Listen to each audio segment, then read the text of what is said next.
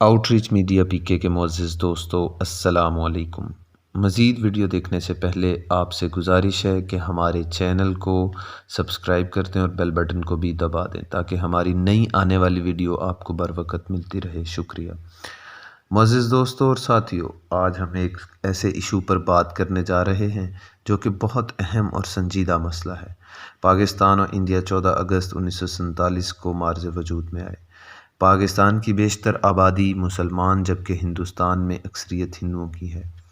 کیا آپ نے کبھی سوچا کہ برصغیر کو تقسیم ہوئے لگ بھگ 72 سال کا عرصہ بیت گیا، لیکن آج بھی ان دونوں ملکوں کی عوام بظاہر تو آزاد نظر آتی ہے لیکن کافی حد تک ذہنی غلام ہیں، مالی غلام ہیں، علمی غلام ہیں، فکری غلام ہیں۔ گو کہ 200 سال کی غلامی کا عرصہ جو 1947 میں عملی طور پر ختم ہو گیا تھا، اس کا سلسلہ ابھی تک جاری ہے اور نہ جانے یہ سلسلہ کب تک چلتا رہے گا۔ برصغیر پاک و ہند میں جب مسلمانوں اور ہندوؤں کے ملک پر گوروں نے قبضہ کیا تو بظاہر تو وہ تجارت کی غرض سے یہاں آئے، مگر جب انہوں نے یہاں کے لوگوں کو پسماندہ حال پایا تو اپنا تسلط جما لیا۔ حتیٰ کہ تجارت کی غرض سے آئے لوگوں نے برصغیر پاک و ہند پر قابض ہو کر یہاں کے لوگوں کو اپنی رعایا بھی بنایا۔ تجارت کی غرض سے آئے یہ مٹھی بھر قابض لوگ اس خطے میں بسنے والوں کو غیر تہذیب یافتہ کہنے لگے اور دنیا کو بتانے لگے کہ ہم اس خطے کے لوگوں کو تہذیب یافتہ بنانے آئے ہیں، غیر مہذب لوگوں کو مہذب بنانے آئے ہیں، ان پڑھ لوگوں کو تعلیم کے زیور سے آراستہ کرنے آئے ہیں۔ ستم ظریفی کی انتہا یہ تھی کہ کہتے تو یہ تھے کہ ہم برصغیر کے لوگوں کو طور طریقے سکھانے آئے ہیں، مگر اس قبضے کا مقصد یہ تھا کہ وہ برصغیر کے لوگوں کی زمین پر موجود قدرتی وسائل پر قبضہ کرنے آئے تھے، چاہے وہ مال و زر کی شکل میں تھا یا معدنیات کی شکل میں۔ معزز سامعین کرام، ان غاصبوں کے ظلم یہاں پر ختم نہیں ہوئے بلکہ اس کا سلسلہ قریباً 200 سال تک اس خطے میں بسنے والے لوگوں نے بھگتا۔ یہ گورے غاصب بغیر مذہب، رنگ و نسل کی تفریق کے برصغیر کے باسیوں کو مارجنز کہتے، جبکہ اپنے لیے سینٹر کا لفظ استعمال کرتے۔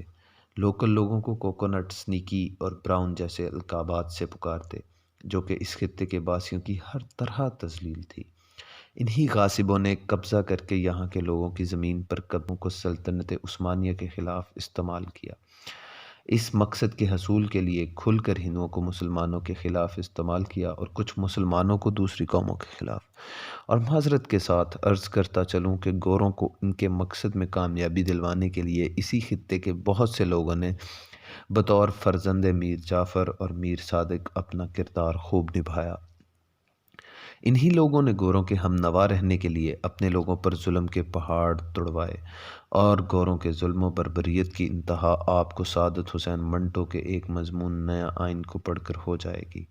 جب 1947 میں گورے کی گرفت کمزور پڑنے لگی تو اس نے انہی لوگوں کو نوازا جو ان گوروں کے تلوے چاٹتے رہے اور جاتے ہوئے گوروں نے ان لوگوں پر انعامات کی بارش کر دی۔ آؤٹ ریچ میڈیا پی کے دوستو، سلسلہ یہاں ختم نہیں ہوتا۔ گوروں کے جانے کے بعد جب اس خطے کو دو الگ الگ ملکوں میں تقسیم کر دیا گیا تو دونوں ملکوں کے نامساعد حالات میں انہی تلوے چاٹنے والے لوگوں نے دونوں ملکوں کی دور اندیش قیادت کو قتل کروا دیا۔ پاکستان میں قائد اعظم محمد علی جناح رحمۃ اللہ علیہ، جبکہ انڈیا میں گاندھی کو قتل کروا کر دونوں نوزائیدہ ملکوں کے لیے قیادت کا فقدان کھڑا کر دیا گیا۔ یہ خون کی ہولی اقتدار کے لیے کھیلی گئی جس کی سزا آج بھی برصغیر کی عوام بھگت رہی ہے۔ آج دونوں ملکوں کی عوام بدترین دور سے گزر رہے ہیں۔ اس کی وجہ یہ لوگ ہی ہیں جنہوں نے ملت کے ساتھ، مٹی کے ساتھ غداری کی اور اس کا سلسلہ آج بھی جاری ہے۔ یہ مٹھی بھر عناصر اور ان کی نسلیں آج بھی گوروں کی طرح عام لوگوں کو اپنا غلام سمجھتے ہیں، حکومت کرنا اپنا بنیادی اولین حق گردانتے ہیں۔ دوسری طرف عام لوگ غربت کی لکیر سے نیچے زندگی گزارنے پر مجبور ہیں۔ کہیں بے روزگاری ہے تو کہیں مہنگائی کا طوفان ہے، کہیں دودھ سے بلکتے بچے ہیں تو کہیں درد سے کراہتے مریض سستی دوائی نہ ملنے کی وجہ سے پل پل موت کے متلاشی ہیں۔ کہیں بنا چھت کے خاندان ہیں تو کہیں ایکڑوں کے حساب سے پلتے مور ہیں، کہیں دو وقت کی روٹی کو ترستے لوگ ہیں تو کہیں خوابیں اڑاتے یہ شیطان ہیں، کہیں فیس نہ ہونے کی غرض سے آنکھوں میں آنسو لیے تعلیم چھوڑتے جوان ہیں تو کہیں جہازوں میں بیٹھے شیطانوں کے شیطان ہیں۔ اللہ، خداوند، گرو اور رام کو پکارتے عام انسان ہے تو کہیں ان سب سے دور اپنی دنیا میں مگن کچھ نام نہاد انسان نما بھیڑیے ہیں۔ آؤٹ ریچ میڈیا پی کے دوستوں، یہ کون لوگ ہیں؟ یہ وہی لوگ ہیں جن کی حرکتوں کی وجہ سے اس خطے کے لوگ غلامی کی زنجیروں میں جکڑے رہے، اور اب ہم پر یہ لوگ لوگوں کی طرح مسلط ہیں جن کا کام صرف اور صرف خون پینا ہوتا ہے۔ پاکستان میں عمران ہے تو انڈیا میں مودی، اسی طرح پاکستان میں زرداری اور شریف ہیں تو انڈیا میں سونیا اور اس کے ہواری بھی ہیں۔ جب سے ہوش سنبھالا ہے ان کے نام ہی سنتے آ رہے ہیں، اور نہ جانے کب تک یہ ہم پر مسلط رہیں گے، کب ان گوروں کے چاٹوکاروں سے عوام کو نجات ملے گی۔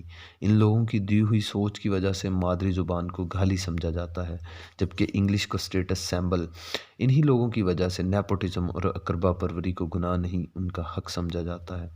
ترقی یافتہ ملکوں میں ڈاکٹرز، انجینئرز اور اساتذہ کو ان کی قومی زبان میں تعلیم دی جاتی ہے، جبکہ برصغیر کے یہ دو ملک ایسے ہیں جہاں گھر میں بچے مادری زبان، دوستوں میں قومی زبان اور اسکولوں میں انگلش زبان بولتے ہیں، اور تو اور انگلش بولنا پڑھے لکھے ہونے کی علامت سمجھا جاتا ہے۔ انہی وجوہات کی بنا پر کرپشن کا دور دورہ ہے۔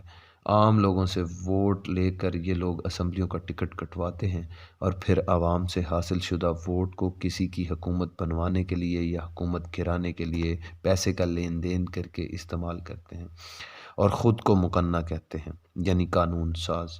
جب سوال کیا جاتا ہے تو کہتے ہیں کہ we are the law makers and we are the law breakers.